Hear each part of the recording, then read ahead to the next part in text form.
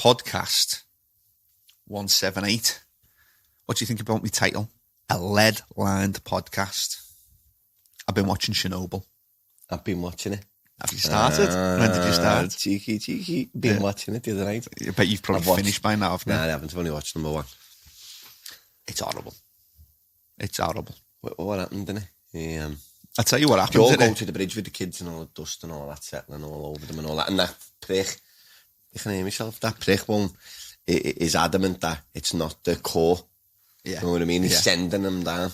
Yeah. That is a prick. But now they phoned in that scientist fella and he's come and said, nah, it's the core. And they're all like, oh, I see graphite. I see graphite. But that's the problem. I see kryptonite. Do you know what I was saying? When I watched the first episode, I was saying it'd be good if they spoke Russian and it was in subtitles. You've just got this woman from Yorkshire. Hey up, pal. Bloody Chernobyl's took you off, hasn't it? Yeah, and I'm like, I'm sure there was no Yorkshire people in Chernobyl. Good, though. I've only watched the first one, to be honest. You get past the accents after a while. Telly's being robbed because fucking Love Island's back on. Oh, I love it. What? I love it when Love Island's on. Why? Because you get a bit of peace. You get to read the book. No, I go upstairs. I've cleared out the office. 9 o'clock till 10 o'clock. Well, it's actually about 9 till about 10:30. I do a lot of work. So listen. No, seriously. So what, you're falling asleep because I do good work that I want to do when Love Island's on. What do you do when Love Island's on? Where do you go? I just get a bit of peace, a bit of time to myself. Listen, move back. I have got a life, you know. Yeah, so have I. And I enjoy doing work. You'll watch, these podcasts are going to go off their barnets. And that means, in Scouse translation, really good. These podcasts are going to go off the barnets. Because I'm going to sit down. Basically, for the next 8 weeks, I'm going to sit down at about 8:30 of a night. I've had my tea. Little fella's in bed. 8:30 to about 10:30. 2 hours of work, of good solid work up in my office every night for the next 8 weeks. Good for you. Yeah. Fantastic. So I'm going to spend it on podcasts and I work researching. too hard in the shop to go home and do all that, mate. Sorry. When did you become a comedian? What's everyone laughing at? Aye. Fuck off. Brian's probably just fell over the balls. He's probably fell over because he's old. And his knee's gone. Yeah. You should have seen him in the shop yesterday. He's had the face on him all week, hasn't he? He's got a right face on him. swat on this week, Brian. Did you know men could have... Yeah, I think he's premenstrual. Period. Yeah, no, not period. Premenstrual. That's like the big one before they probably go. Is he going through, what's it called? Is it going through, what do they call it? The menopause. The menopause. Yeah, Brian's got premenstrual. I thought it was premenstrual. Yeah. The menopause I was after. Well done, Barry, for getting me out the shit. So yeah, Brian, tell you a little story about Brian. I think it's because he hasn't got it. His motorbike's gone in to get fixed. And his head's battered. And his head's gone. Do you know they've lost the part? He's dying to get out on it. And now they've lost the parts of it. Now they're having to reorder the parts and his head's gone. Oh, his head's properly. His donkey's in the garage and it won't come out. And they've lost the part. And they've lost the part to his engine. They've lost the hoof off his donkey. He was in work the other day and he's done something outside, fell off a pallet or whatever Brian does. He does something. And he twisted his knee. So for the next 2 or 3 hours, it's getting up the stairs, leg up in the office, every moan and grunt under the sun was coming out of Brian. And then just like randomly jumped up down the stairs. And then 5 minutes later, after he'd saved the customers, he was like, boom, boom, boom, boom, boom. So I went, knee's getting better, isn't it? And he went, it's still twingy, actually, young, still twingy. Hypochondriac. Oh, we love him, though. We love our Brian. Pain in the ass. Cob on. Talking about cobs, you bring me on nicely to LEDs. It's like a play on words, Brian. Cob on, cobs. Cob LEDs. Well, the title of today's podcast is Leadland. Before we get into it, we're going to give a shout out to all of our partners. 2 of them, actually. One of them's a major producer of LEDs and one of them dabbles. So shout out to the partners. AutoPot Watering Systems is partner number 1. Partner number 2 is... AutoPot. No, that's partner number 1. Partner number 2. I want AutoPot to be number 1. Yeah, they were, mate. AutoPot Watering Systems number 1. Yeah. Not number 1. They're all equal partners. But I always say AutoPot first. Because it's A. First alphabetically. Then CANNA. We're doing well alphabetically, yeah. CANNA Nutrients. Who's next? Can filters. Can filters. We're getting there. And even Airwin comes after that. Airwin comes after can filters. And then we've got Revolution Microelectronics, who do the Avicii LED, they do the ceramic metal halide, and they do the Revolution Diva 1000 watt double-ended light. And then SANlight, QRS. Yes. Oh, we've smashed it, Barry. We know the alphabet. Won't you sing along with me and all that shit? Yeah, so we've got SANlight LED. Yeah. Completely different song. Doesn't matter. Same age. So they're all the partners. Over the summer, when there's only so many times you can go on about heat and it's fucking hot in the summer and you need to do this and do that and blah, can't blah, blah. Promote anyone who doesn't do that. No, you can't. No, can't do that. Apart from Groot. Right. He can get promoted. Just keep him on your side, lad. Kick his fucking head in.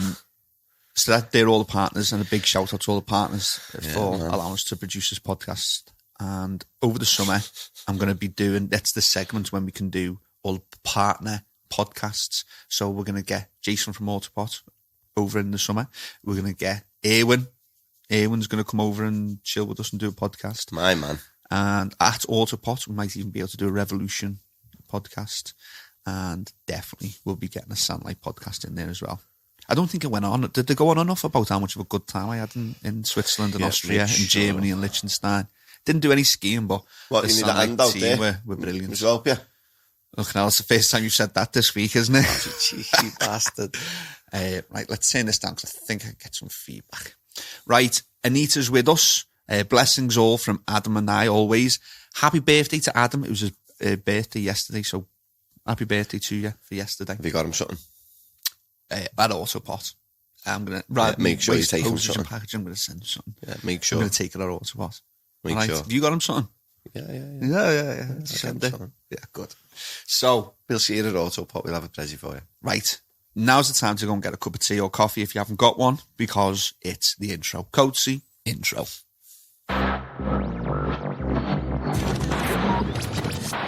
All good? Ready to go? Turn my voice up a little bit. Oh, God, for everyone watching, the whole family. Are you ready to go? I built a beer in the house that I built, in the booth that I built. I know people tune in every Sunday to listen, but even when business is good, we still manage to do the podcast. NPK.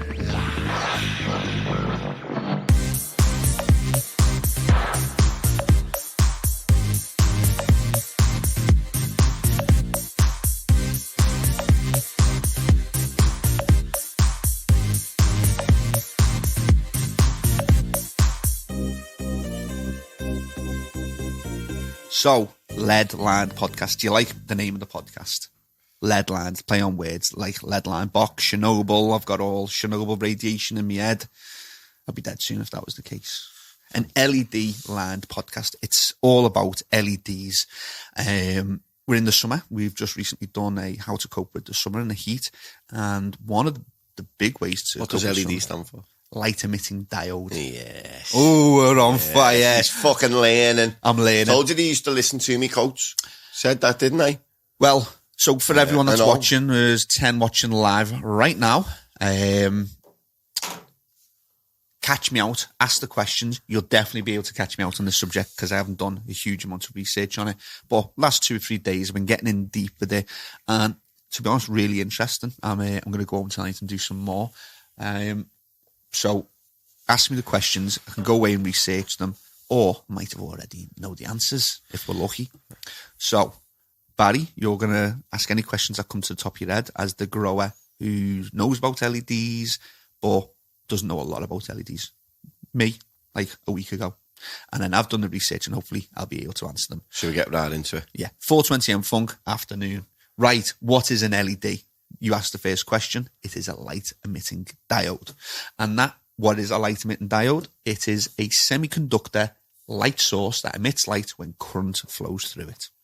So Google that if you want to know more information, because as soon as you start Googling semiconductors and flow of electrons, it gets a bit deep for a podcast. So that's essentially what an LED is. Now we're going to sort of look at some myths, what LEDs do, and just have a general conversation. But I would really appreciate comments if you're using LEDs or you're about to use LEDs and you've got questions. It will help with the flow of the podcast because I don't want to I can get carried away with science. Go for it. Explain to us what all the colours are. What colours are in our LEDs? Okay. And what's the primary colour that we need? So you've gone in with quite a hard question there already. I just know everyone would love to know, because the first question when people come in the shop is, what's all them colours about on it? How come it's like that? So colours from light, the ones that we need are called PAR, photosynthetic active radiation, and we call that between 400 nanometers and 700 nanometers of wavelength. 400 would be your ultraviolet and your blues, and the 700 gets towards your reds and your infrareds. So the colours that you see in the LEDs are basically the LED manufacturers trying to replicate what plants need to photosynthesize. There's some research done by McCree in the 1970s. It was a little bit flawed. I think we've moved on from McCree's research, but basically what it was showing is the amount of light and the type of light that plants use to produce photosynthesis. In the early days, we didn't think that plants used green light. So LEDs in the early days went heavy on the blues and heavy on the reds. And that answers one of the questions I've put up. Why was LEDs so shit in the past, 10 years ago, even 5 years ago? They weren't great and they were very expensive. So it comes down to two reasons. Maybe they weren't focusing enough on green light and they were focusing too much on red and blue light. Now, what I've put here is I've gone about the history. When did LEDs come into the hydroponic grow scene? So LEDs were first used in the space shuttle with NASA in the 1980s, and they were just using the red spectrum to try and grow leafy green vegetables. And it went well. The reason that they used red LEDs is because to produce a blue LED was very, very expensive, and it wasn't powerful enough to produce any plant growth. So they just went with red LED, which was the first really powerful LED.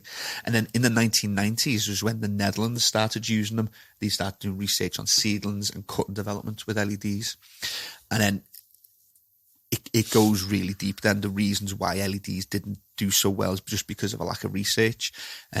We were using LEDs that weren't putting out enough light output, so plants didn't respond. Is that just because it was all just new technology? All just new technology, yeah. We didn't understand lighting, and we still, to a degree, don't understand lighting now. We're still learning. We still, even without HPS and LEDs and with just natural sunlight, we're still trying to work out what parts of the spectrum the plant uses the best, and what does green do, what does red do, what does blue do. We all know to use metal halides in veg because it produces a shorter, stockier plant, greener leaves, thicker leaves, and that's, in some cases, that's what you want, especially indoors when you've got height issues.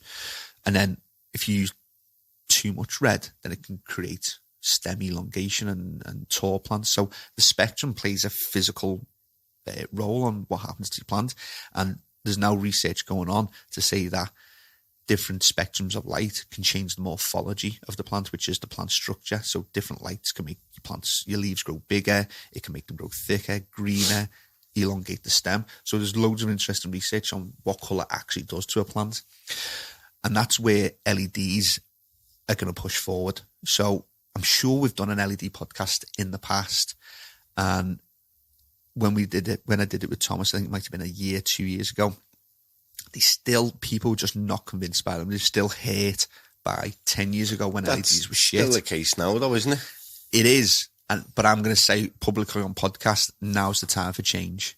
Now is the time when LEDs, I think, have just gone over the cusp. So, as with all technology, you get the boomers, don't you? You get the bubbles. I think I talked about it last time. LED's gone through its bubble, so it's peaked. Everyone saw this LED technology because it was used in the Netherlands in the 1990s. Everyone's thought, well, I'm not in HPS. The HPS market's pretty much sewn up. I'm going to look at LEDs. So they looked at LEDs. The research wasn't available, and they produced and they were shite. Expensive. And they were very expensive, and they were shite. Now that we've got better efficient LEDs, we now understand spectrum. We now understand that green light is as important as red and blue. We've got a better understanding of plant biology. LED lights are now coming to the forefront. And we can literally say pretty much to the nanometer in an LED what we want it to produce. Whereas HPS is just a heating of a gas or gases to produce a light output. So it's not as controllable as what LEDs will be. So that was sort of, when did they come into the hydroponics scene? They've been about since, well, in the Netherlands since the 1990s, but for specifically our industry in the UK, I'd say they started about the early 2000s and people invested in them heavily. They got butt hurt from them, and there's still a lot of hate for LEDs because they just don't trust them anymore. But the tide's changing. It's time to start reevaluating LEDs, and let's get back into testing them and using them, because I believe now we've got through the bubble, now we've got through the shite, all the good stuff's about to come. So there's a couple of different LEDs on the market that you could choose from, and this is where I've had to do some research. So one's called SMD, Surface Mounted Device, and they're the most popular. They've been around the longest, I believe. Isn't that SANlight? SANlight is a surface mounted device, yeah. And I believe the Avicii by Revolution is kind, or is that kind? Now I'm going to get confused now because they've got an optical lens on it, and I'm not 100%. But I'd probably go with Cobb. But I'm not. I'd go with SMD and it's got an optical lens on it because it's got the. But that's what Cobb's look like. So Urban Grow Buddy, he came to see us a few weeks ago. His is definitely a Cobb fixture, and Cobb stands for chip on board. Now, an SMD, which is a surface-mounted device, means that the LED chip is permanently fused to a printed circuit, and it's very popular because it's very versatile. Whereas a Cobb, which is the chip on board, the Cobb chips have 9 or more diodes. So Cobb chips have one circuit, 2 contacts, regardless of the number of the diodes. And the simple circuit design is a reason for it's got a panel-like appearance of Cobb LED light. Whereas the SMD lights have like a collection of small lights. So some people might see the called corn Cobbs because it's got the yellow printed that's corn Cobb because it's got the colour of corn. It's printed yellow on them. This is where my knowledge completely drops off a hill. I don't know which one's better. I believe that the surface mounted device, the SMDs, which is the most popular, things like the SANlights, are better because I don't see many Cobb lights anymore. They're an old technology, but when I've done my research, apparently they're much more efficient than the SMDs, but they're more efficient in terms of warehouse lighting. So they're lighting for our human eyes. I couldn't find much horticultural research to say that they were more efficient. So that's where I need to get somebody who's got an SMD LED and a Cobb LED, top of the field, and I need to get them on the podcast to proper hash it out or just do a lot more research myself. But that's where my knowledge drops off a hill. And they're the 2 types of LEDs you can tend to buy. So there's also, you asked about the colour of LEDs.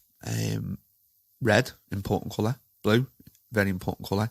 Green's an important colour, but green at the moment, from the research that I was looking at, is very hard to produce an LED in an efficient LED. So you can make it, but it's not enough energy. Absorb it, you mean? Yeah. Because it's not the right... It hasn't got the right amount of power. They haven't been able to produce a green LED, the right amount of power to So what's produce. with the white LEDs then? What's the benefit in just a white LED? So white LEDs, so this is where we get on to, I believe it's called photoluminescence. And if you see it, it can be abbreviated as PL. Now, I always believed that white LEDs was just a blue LED that hits a phosphorus coating on the inside of a lens. And when it hits the phosphorus coating, it's illuminated as white. It gives off a white colour, a broad spectrum of light. I also it's more blue. Yeah, so it's only the LED when is it's actually passing blue. Through that it's going, it's looking white. Yeah, so I've literally learned today, you can actually get a white LED, but it means what you have to do is put several semiconductors together, pass electricity through them, so you would have red, blue, a few different colours to try and produce a white light. Yeah. But because you got to put so many together to produce one light, I think that would go towards more inefficient. So the majority of people like Spectrum King, they've got a white LED and they definitely use a phosphorus coating. But it's called photoluminescence, and it's a light emission from any form of matter after the absorption of photons. So basically what that means is once light has been emitted, hit the phosphorus, it gets re-emitted as white light, which is broad spectrum.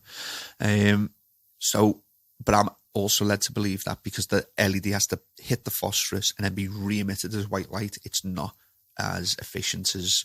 It hasn't got them colours that it... Yeah. Is it as efficient as a high pressure sodium? Probably not. But You know again, what I mean, though, yeah. Because, like... That's got all the colours given out as once. Gives like an orangey glow, doesn't it? And again, I absolutely stand to be corrected on this podcast. This is you're listening to me learning. Excuse me. You're listening to me learning at the same time. So I'm trying to get my head around LEDs. And I just thought rather than trying to learn as much as possible, spend the summer and then come out with all this knowledge, I thought I'd take people on a journey. We'll do about 3 podcasts on LEDs before the end of the year, and hopefully I'll learn a bit more. We might know our smart elbow when it comes to LEDs. And also generate conversation. By the end of the year, there'll be another 2 people making LEDs that you can talk about because of the way they're going. I've noticed that they're just coming out randomly, aren't they? More and more people are bringing them out. Well, I've actually put that at the bottom there as my conclusion, but we'll mention it now. See. Oh, he wants to skip straight to conclusion, Basil. Yeah. So, historically and projected evolution of LED performance, wholesale cost. I know that was the title of the article I picked up. Too deep, you. Basically, it says each decade LED prices have fallen by a factor of 10. That's just, if you'd have asked me that, I'd have said they're going to fall because anything that's being out there and keeps going. What's performance going to do? Performance is going to get better. Price will get cheaper. Yeah, but I've got actual numbers. Because got factor of 10 and factor of 20. What's the law called? Lad. What's the law called? Yeah. The law? There's only one law of the land, mate. There's quite a few. There's not. What's the law of the land, Barry? Just the normal law. There's only one law. Which is what? The law. The law. And there's quite a few laws, though, isn't there? Well, this one's called Haight's Law. Fuck, if you want to Google it, Haitz law, Haight's Law. And you should know this. It's actually equivalent. No. Listen to me. Haight's Law is the LED version of Moore's Law. Have you heard of Moore's Law? No? Moore's Law basically predicts the amount of semiconductors or chips that you can get on a circuit board. And he predicted that. I don't act smart now, even. Oh, yeah, I do know. Yeah, I've been in computers. I've fucking delved into them. He actually predicted with proper No, if you would have asked me, accuracy. I'd have predicted, LEDs are going to get more frequent, they're going to get cheaper, they're going to get better, and in 5 years' time, no one will have a high pressure sodium. Everyone will be on LEDs because they're that mass produced and that cheap and that efficient that 600s and 400s high pressure sodiums will go out the window. That's what happened. It's happening with digital ballast and magnetic ballast, isn't it? Oh, it's really digital ballast. We spoke about this last week, wasn't it? With digital ballast come out. Let's just say they come out 5 years ago. They come out longer, but people started to use them, but they were a bit dear. And now the cheaper versions are coming out, and they were shit, and they never lasted. Now there's good cheap versions out which are boss and they work, and now everyone's moving. I'm seeing it more in the shop now. Just tons of people now are just because for the extra £15-20 you can buy a magnetic. I mean a digital over a magnetic. 5 digitals weighs the same weight as 1 magnetic and doesn't get as hot, and you can dim it down. It's better efficiency out of it, and so why wouldn't it? So it was like a switch though, wasn't it? Everything's going to go like that though, isn't it? Everything's going to be planet's going to go like that. The only thing that's not going to come down, don't get your hopes up, is your fucking taxes and shit like that. That's the law. The law, mate. 2 laws: you will die and pay taxes. Yeah, and your taxes will go up, and so will the price of your funerals. So we will all eventually. So the point of me saying now is the change is now we want the proper early adopters. The early adopters are already taking LEDs. Now we just want to try and get more and more people onto LEDs because, well, the biggest benefit of it is it's going to be hugely beneficial for the planet.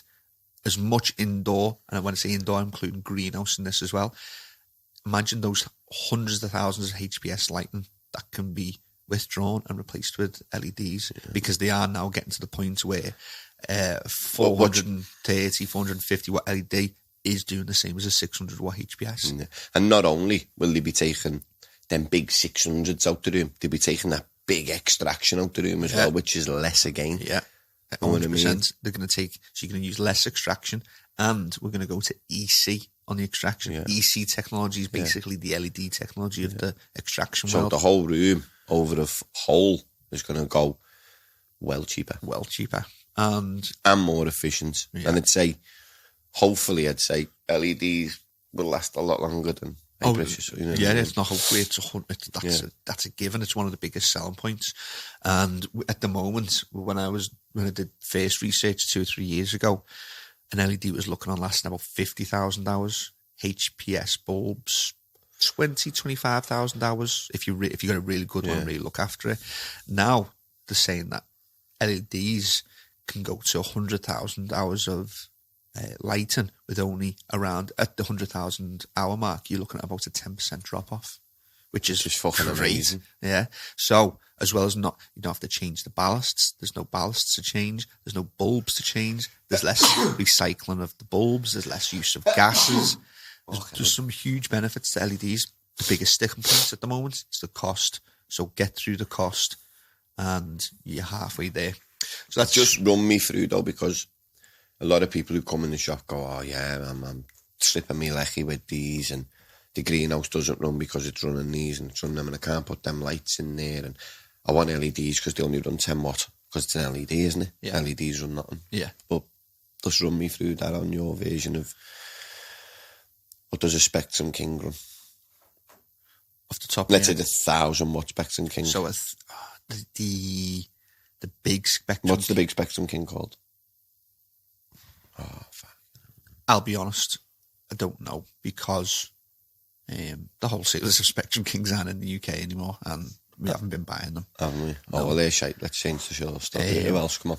So, Kind runs... What's their big one that they do? The Kind XL. The K1000. K1000. Yeah. What does the 1000 stand for? It stands for Is that the replacing wattage? 1,000 watts, but it doesn't actually pull 1,000 watts from the wall. It What does it pulls around 660. Yeah. What if you put that? So that's supposed to replace 1,000 watt bulb. Supposedly, yeah. Supposedly. Yeah. I wouldn't say it. I can't see it replacing it. The only people are happy with them, but again, I've talked The backup service is shit with them. from Kind. Now they've gone to Icon. Icon's backup service is great. I'll say again though, Kind backup service is still shite. You have to fill in RMA forms and this and that. Icon are amazing at helping you get through it. But if Kind are listening, Can't sound like I will the happily. climber of the I would industry. I would happily take someone off a Kind LED to put them onto a SANlight, because I know SANlight. It's all for shops. It's all about backup and service. Yeah. If you spend a lot of money on a light, and we've had this recently, You should be able to take your broke light in, and at least within 2 24 days, hours, 48 hours, you've got a brand new light sitting there. or fixed, and it's back in your room. Yeah. Especially when you're spending thousands of pounds on it. An XL 1000, £1,400, £1,500, and if it goes down, then the RMA forms for shops are an absolute pain in the ass. And an RMA form for the people listening is basically you have to take a picture of the light on every single angle, upside, downside, all the numbers. You have to give receipts of when you bought it so they know it's in warranty. For a busy shop, that takes an app. It takes the piss. It takes hours to do, and then you've got to upload those pictures to a form. You can't do that though, because you could buy a Kind in your shop and it could be sat on the shelf for 3 months. Yeah. And then that means it's already 3 months into its warranty, which is a load of bollocks. I've say that to them. It's a load of shit. But I'll reiterate, the lights are good. I've never had a complaint from somebody who's used the lights. About the way they work. Yeah. But when they break, they Icon service is impeccable. Never faulted them. Just Kind as a company, I'm not feeling your RMA forms at all. And I do push people onto other LEDs, because if they do break, which sometimes they do, I can't be asked doing them forms. So it's just one of them. But what was the question? Just to put people straight, that people think that the wattage. Yeah. So especially when they start getting compared to 1,000 watt lights, because nobody uses single-ended 1,000 watt lights anymore. It's all double-ended. And double-ended are much more efficient than single-ended lights. So when you compare your 600 watt LED to a 1,000 watt double-ended HPS, I don't think you can get a 600 watt LED to replace the 1,000 watt. But if we go on to SANlight, their 415 watt LED is absolutely matching 600 watt HPS and by far exceeding 600 watts HPS in terms of quality. The Avicii I haven't had, which is Revolution's LED. I haven't had much. They're not available in the UK, so I haven't been able to see. I've seen them, but I haven't been able to grow with them or see people who've grown with them. So I'll get you some feedback as soon as they land in the UK. But SANlights are absolutely taking the piss. Just from the research that they're doing, they've got an Ulbrich sphere which is how you properly measure your output. That's the big ball, isn't it? Yeah. The big white ball. The big white ball. I'm just really happy with them. I'm happy with the backup service. I'm happy with... Also, what I really like about SANlight is penetration's always been a problem, hasn't it, Barry? Not with me, mate. I'm fine. Oh, is it? I was just waiting. You were a bit slower there, weren't you? Normally there's a very quick... You just keep buying second-hand chairs, mate. Don't worry about me. So with LEDs, penetration's always been a problem, but basically that means the light doesn't get to the lower ends of the canopy. But with SANlights, to replace the 600, you have to buy two Q6W SANlights, and you don't have them flat. You tilt them in slightly so that that's only the end ones. Yeah. So if you have a run of 6 of them, 4 of them are straight down, and the end two would be tilted in, and that allows. So the 3 that are flat, or the 4 that are flat, are getting the downwards penetration, and then the ones on the side are getting the side lighting. So the penetration's not a problem with SANlight either. But let's move on to some issues. LEDs give off less heat? ? What do you believe to be true, Barry? You'd think they would, but I know the answer. Go close to the mic. You've got a gorgeous voice, Barry. Very dulcet tones. Like a broken motorbike. You'd think they'd give off less heat. That's what you believe, isn't it? That's what you believe. But yes and no. The answer is yes and no. LEDs do give off less heat. They give off hardly any infrared heat, which is infrared is part of the spectrum. When you produce infrared, which HPS bulbs do, they directly heat the plants up. LEDs don't produce that. The actual unit will get up to heat. Yeah. So it's not a direct heat. Exactly. We were having this discussion in SANlight, and we were trying to put the questions in. I've asked a few. I've actually going to get in touch with a few actual physicists. Would you? Yeah. I couldn't. Your phone wasn't on, mate. Wasn't it? No, you're terrible with your phone. Okay, no. If you had your phone on, I could have asked you all these questions, and we could have done this podcast there and then, couldn't we? You wouldn't have had to go there. I could have told you everything. So what was I saying, Barry? You threw me off now. You were saying about the efficiency and the pay rise. No, I wasn't. I wasn't talking about efficiency at all. I was talking about heat. Wasn't I? Yeah. So heat of an LED, no infrared heat, but it absolutely does produce heat out at the top. Different type of heat. If you put the two of them in a box, they get to the same temperature. Yeah. That's not just any LED and LED. It's like equivalence. So that's just the thought. We had the thought experiment, and we put a 600 watt LED into a completely sealed box, and we put a 600 watt HPS into a completely sealed box.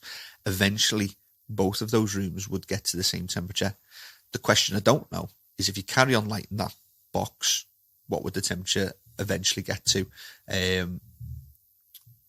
do you mean we carry on lighting? So if you carry on throwing wattage into this box, it's going to continue to heat up, isn't it? Because, and this is all based on a physics law, energy can't be created or destroyed, just changed into different forms. So light is a form of energy. So once it's bounced around, it's no longer excited enough to be light. It'll become heat. So if you carry on putting 600 watts of energy into a completely sealed box, then where does all the energy go? What does it become? Heat, or it's got to become heat? And that's a question I can't answer. I don't know. I'm getting in touch with a few actual physicists in universities to try and find out. But it answers the question. We do know that a 600 watt HPS and a 600 watt LED would eventually produce the same amount of heat. However, HPSs get to that higher temperature a lot quicker. Instantly. LEDs are a lot slower, and your extraction equipment is allowed to deal with that. It can deal with that much quicker. So that's therefore people think that LEDs. Well, people had asked the question then, like what we've just said. If you get LEDs, you can lower your extraction and air-ins. Yes, you can. But then, of what we've just said, sort of changes it a bit, doesn't it? Because we've just said if you put a 600 watt LED in and a 600 high pressure sodium, yet the high pressure sodium is going to get to the heat a lot quicker. Yeah. But the LED will eventually get there. Yeah. So, so that's a theoretical thought experiment, but it's not. There's no real world equivalent of that. You're never in a sealed box, right? There's always openings and vents. So your extraction equipment... So you mean your extraction equipment is going to move it before it gets to us? Yeah. Where a high pressure sodium is instant bump. Yeah, and the extraction's got to be running at 100%, trying to get rid of it as quick as it can. Running theory, don't you? And it's like being in a car and you're in fifth gear and you're flat out and ba ba ba ba ba ba. You love all that, don't you? I'm never in fifth gear, mate. That's just you. Anyone knows if they've seen the latest Instagram story, Mario Kart.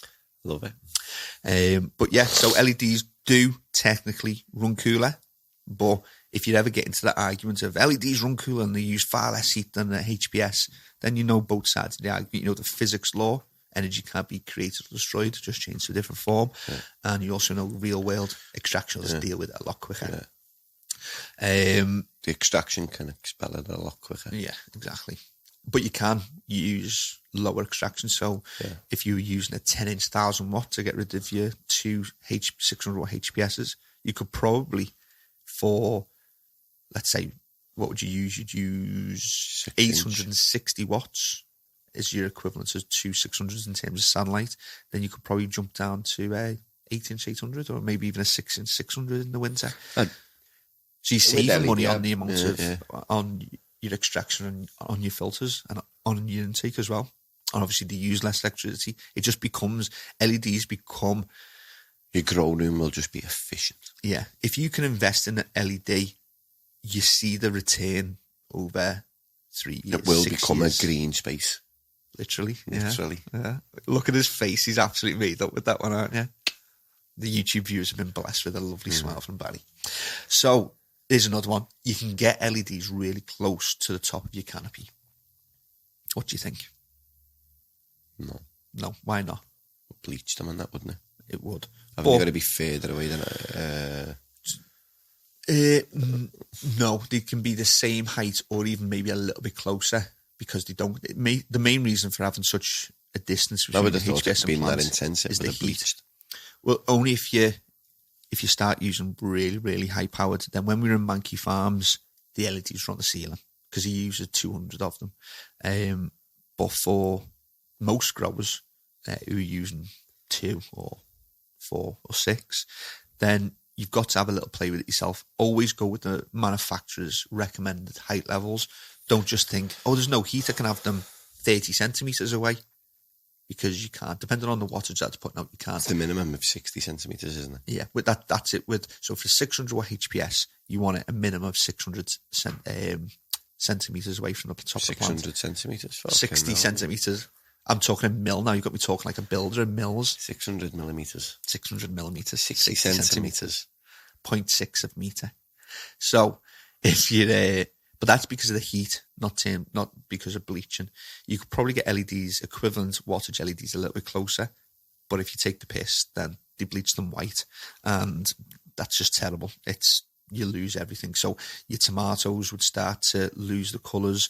Everything would just... You're physically bleaching the chlorophyll out of the plant and all the other beta-carotenes and xanthophyanols, all the little components that make plants the colours. Stop it, Barry. Sorry, lad. At least pretend to be interested. So, no, you can't get them really close to the plant. You want to have them far away. Oh, you want to have them what the manufacturer recommends you to have them, and then start playing with them a little bit. Start making your own considerations because the manufacturer will want you to be super safe. He's not going to teeter on the edge. So go with manufacturer and then make your own decision. Just ease it into it. But treat an LED, treat a 600 watt LED like a 600 watt HPS. Have them at similar heights. Talking about heights, I want to talk about the inverse square law for 30 seconds. Now, there's some people that still believe that it's true. The inverse square law says that if you have a light at a certain point, if you double the distance of that light away from the source, then the amount of light hitting the plant canopy would be basically a quarter. You have 25%. It's the inverse square law. You can Google that for a better description. Now that applies to a single light point. It applies to if you were growing under a street lamp, one single light source, and the inverse square law applies. But very few people grow with just a single grow light. Most people have two or multiples. When you have multiples of light, the inverse square law doesn't apply anymore, because if you think about a light and it's spread and photons emitted from it, from one light, then you can just imagine the spread from it, yeah? And that sort of yellowy beam that it gives off. Now put 2 together or 4 together, you start to get crossover. And if you put a palm meter so if you put a 600 watt high pressure sodium, it'll cover, let's say, a square meter. Yeah. That's 60 centimetres. Yeah. And what you're saying, if you put another 600 right next to it, well, the crossover, that 600 canopy by a meter is now getting 1200, and that's getting 600, and that's getting 600 because of the crossover as well. Light. Yeah, so the inverse square law doesn't apply to multiple light sources. It's something that a lot of people throw up, like, oh, you can't have them too far away, like LEDs or HPSs. When people see them mounted on the ceilings, like 2 meters away, they say, oh, how much light are you losing? Well, it doesn't really apply to multiple. The more light you have, the less it applies because of the crossover of light. So the more light you have, the higher they can go. Yeah. Well, and because of the crossover. In like, I don't know what the maximum distance would be, but yeah, you don't have to use that. With one single light, it's important how close you have it to your plant. You've got to half jockey it a little bit, make sure that the light is as close to the plant as you can get it. But when you start getting to 4s and 8s and 12s and whatever, then it applies a lot less. You can't have them further away. And that's why you see What about in a tent, though? In a tent, same. I would have thought you could have them like right, a nice bit. If you had let's say 2.4, 2.4. No, let's say if you had a 2.4 by 1.2 and you had 4 SANlights in it. Yeah. And the SANlights cover 80 by 80 roughly, don't they? Yeah. So they say, but we're getting major reflection because we're in a 2.4 by 1.2 tent, yeah? Then if you're at the end, I reckon you could go right against the ceiling with the SANlights. Only because you could have the end 2 tilted. Yeah. And there's major crossover in it. Mm. You know what I mean? And then if you had 8 lights, it'd be even more crossover. So you wouldn't. I don't think you could put 8 SANlights in something like that. If you had the... Why did you say? Because if you had a bigger tent... Someone's going to try. Yeah, no, if you had the 2.412 and you had 4 SANlights, yeah. so if you had a 2.4 by 2.4 and you had 8 SANlights, you could literally put them right at the very top. Because of the crossover of light. Yeah, exactly. And that was just wanted to dispel that little myth, because inverse square law, it's a law, it applies, but everyone forgets it's a single light point. It doesn't apply to multiple light sources. So next point is you have to water less using LEDs.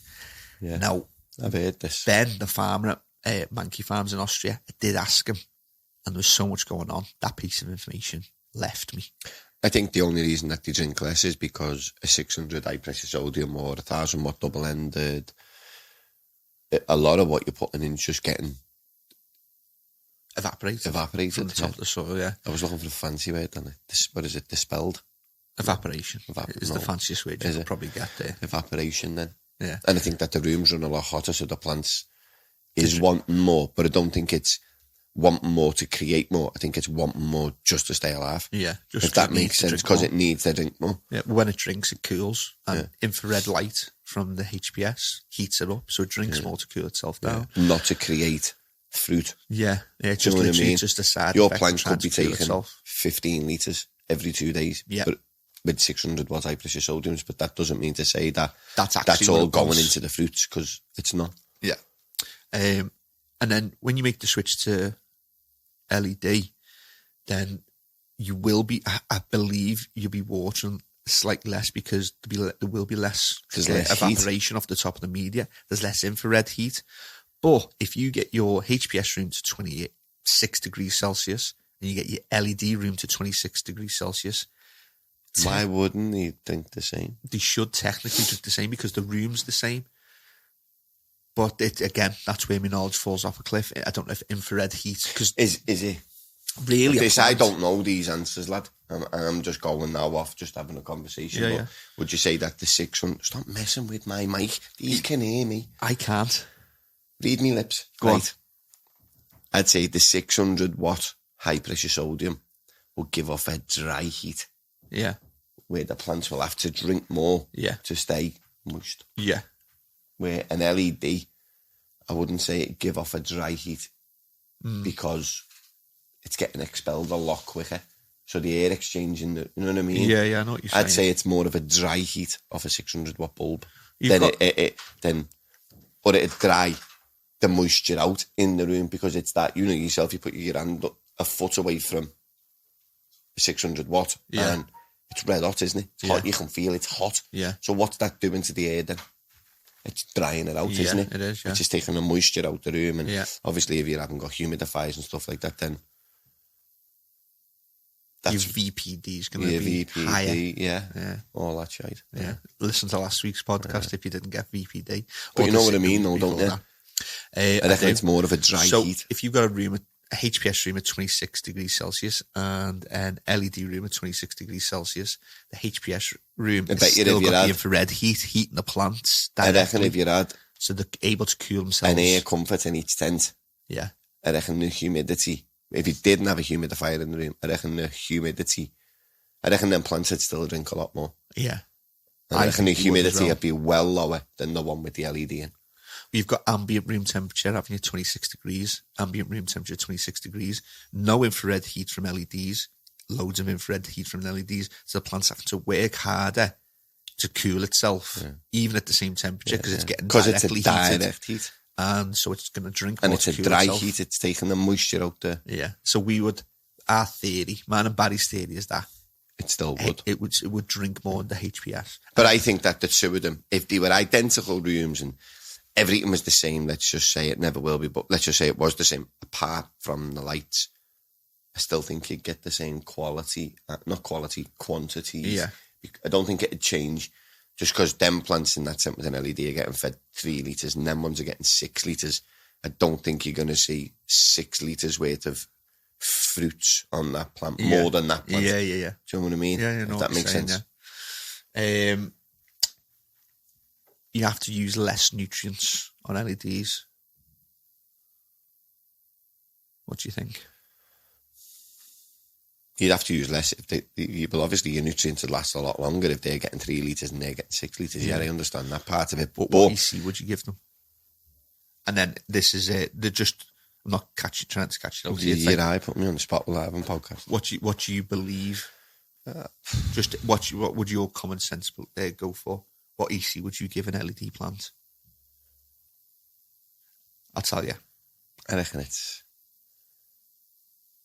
higher. So I don't know. You've caught me out there a little bit. You have. I thought so before I went to Switzerland. I'd have said.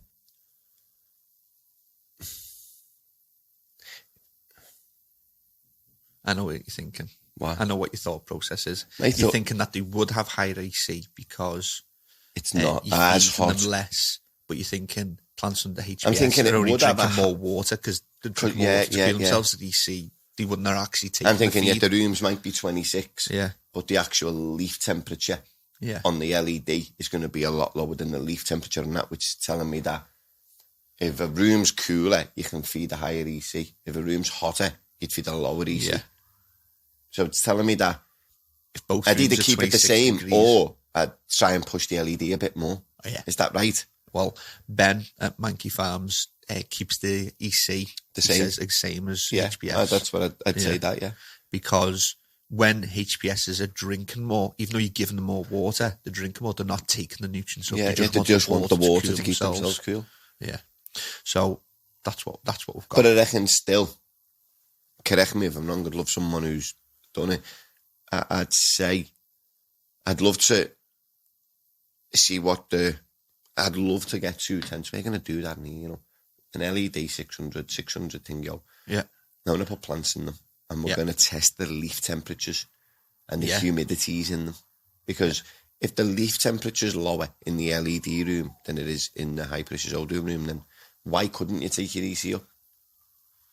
even though it's 26 in there of a hole, that's more of an intense bam.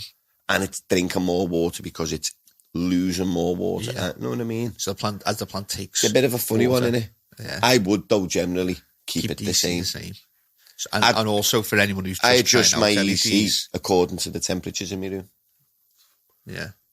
So what was the next one that we were up to? I was going to get some questions on where's the questions gone from. So let's go through some questions if we've got any. Running tomatoes for 1 year, amazing results under LED. And they use white cob LEDs. And Anita's saying the cob light is equivalent to high pressure sodium light, she thinks.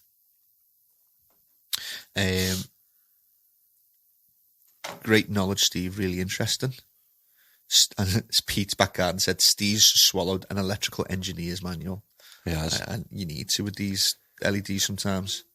LEDs should be cheaper as they are mass produced and have taken over so much cars, homes, hotels. And that's exactly what's going to happen. The more they produce them, the cheaper they'll become. And the better they'll get, hopefully.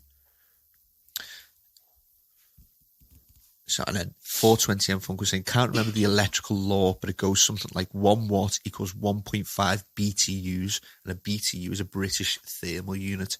That is something that I probably should try and understand, but I haven't really got into it.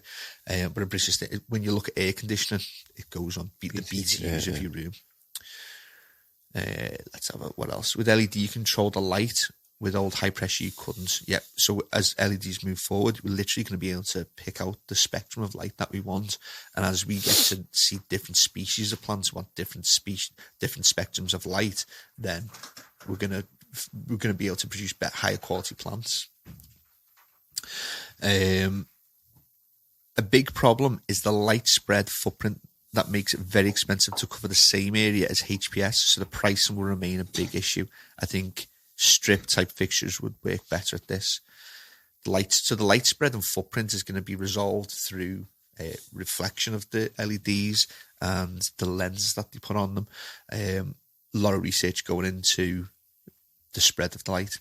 He said I was wrong. 1 watt equals 3.4 BTUs of heat, and that's where we get into efficiency. So 1 watt on a HPS might produce let's go 1,000 watts. 1,000 watts of HPS might do 600 watts worth of heat and 400 watts worth of light. 1,000 watt LED might do the opposite. It'd do 600 watts worth of light and 400 watts worth of heat. So that's how you get more light output because it's more efficient. And he's also put up a table there, rapidtables.com, convert. Must be a good link that there. I know 10 to 4 the signal dropped for YouTube. Signal dropped. Yeah. Basically, it's that good of a podcast. YouTube's trying to hinder us because we're from Liverpool and knocking us out there to the masses. Maybe take a few minutes. Yeah, we're back, all back. So for everyone that's rejoined, thank you very much. Let's get on the comments. I've just got rid of all the live comments, bastard. Let's get back onto it. There we go.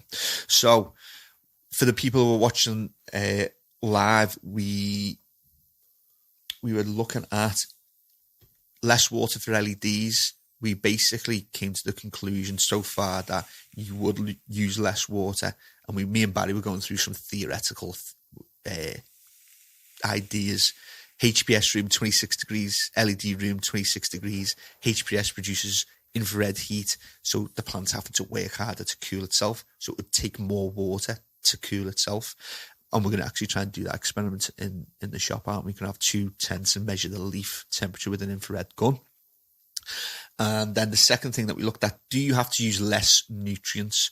And it was a tricky one. I gave Barry the It's only that, I think it's only, no.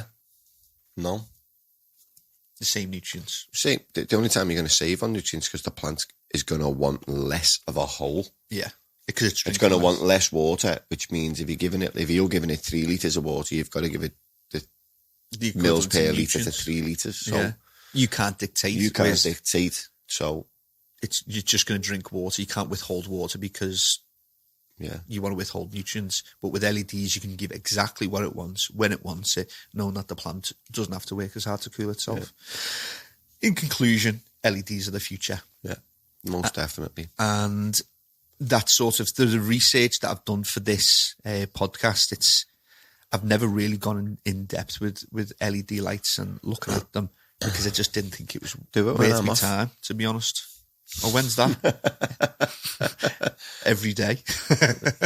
I wish. LEDs are interesting though. It's definitely worth doing your research, definitely worth looking into. They are the future. And if you want to do it for your own ego and you believe yourself to be a really good grower in the HPS, the quicker you get onto LED, the quicker you'll learn about them, the quicker you'll adapt your grow schedule, your grow cycle, and have an advantage. Grow life, and you'll have an advantage over everyone that only moves in 5 years. I heard it a while ago. It was a while ago actually that they were going to stop making 600 high pressure sodium bulbs. It's not a rumour, they are. Are they? Yeah, like Hoovers. You no longer can get a certain type of Hoover. On all your fridges. I had an with someone over there about, I think it was Jay from SANlight, and I was like, fuck off, lad. Yeah. And he was like, I can't get it Hoover over like 1400 watts or something no more. And I was like, no. Henry's fucked. Henry's finished. Henrietta's on the scene, isn't she? So yeah, everything's moving towards efficiency. Basically, it's because I think it's by 2050, all the oil in the world's going to royal. That's fucking Saudi tellers, lad. Saudi tellers, mate. By 2050, we haven't adapted to wind farms and solar panels, mate. We're fucked anyway. Yeah, we've done something wrong. But the oil is, if we go at current rates, the oil will run out by 2050. It's a finite supply.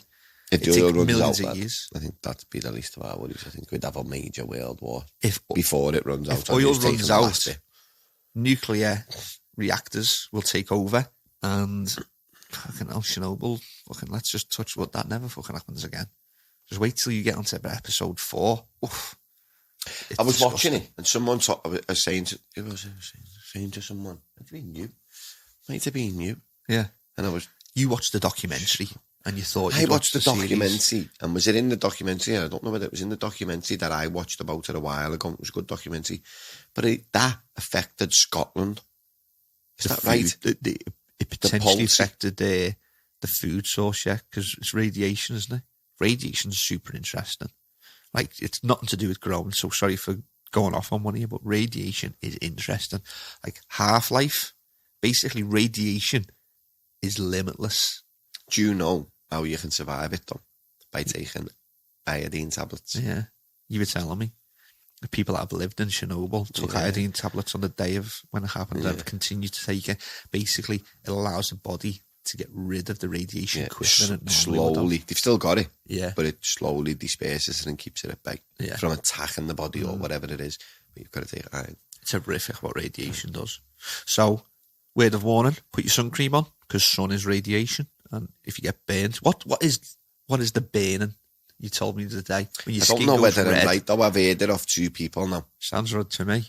That when you get sunburnt and your arm goes red, do you know what that redness is? You've told me.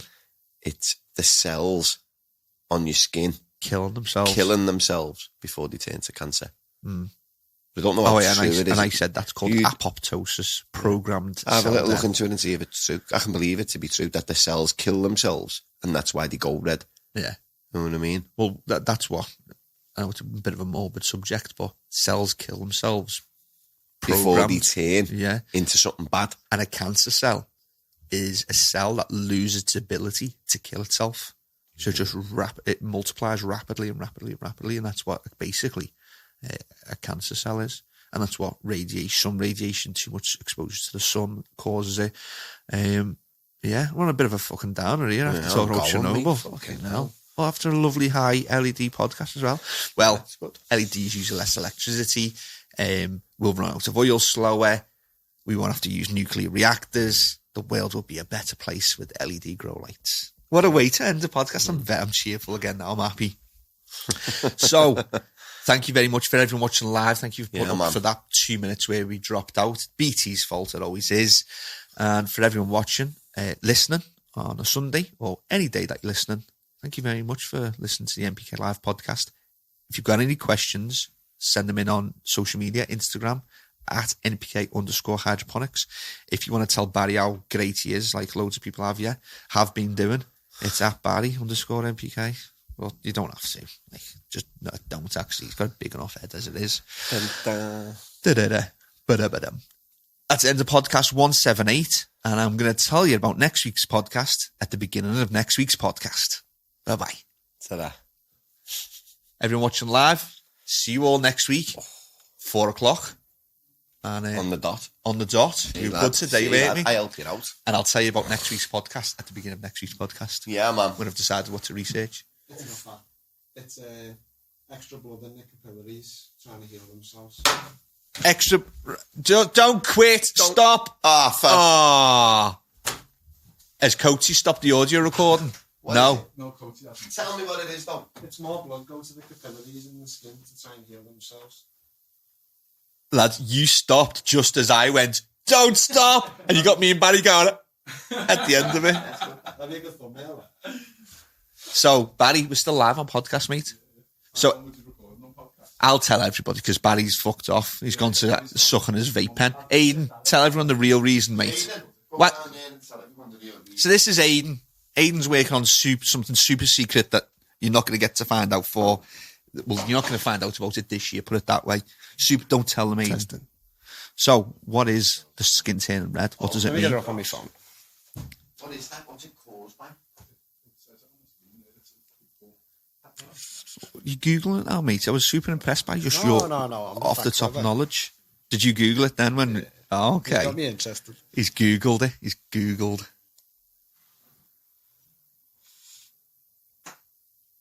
What are we saying? Why does the skin turn red? The redness associated with sunburns is caused by extra blood in the capillaries. What a Google. Sound, well, there we know. But it was interesting anyway, wasn't it? Apoptosis. Yeah. Biological term. Type it out. Right, Coatsy, that is actually the end of the podcast now. And I will see you all next week. There was an introduction to Aiden. Say bye-bye, Aiden. Cheers. See you later. Bye-bye.